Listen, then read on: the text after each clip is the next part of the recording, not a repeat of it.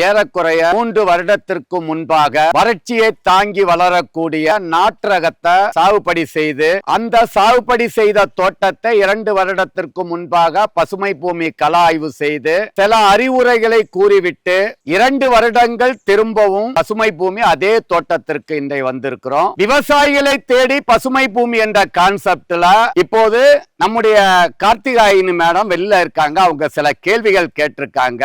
இப்போது மேடத்தினுடைய சில கேள்விகளை நம்ம இப்ப இந்த இடத்துல நம்ம பதிவு பண்ண போறோம். நான் ஒவ்வொன்றுமா பதில் சொல்ல விரும்புகின்றேன். முதல் கேள்வி, கார்த்திகாயினி மேட தோட்டத்துல பாத்தீங்கன்னா காமனா போட்டிருக்கிறது பாத்தீங்கன்னா நாட்டு தென்னை 3 வருடம் ஆச்சு, 8 மாத கண்ணு போட்டிருக்காங்க. அதுல கேள்வி கேட்டிருக்காங்க.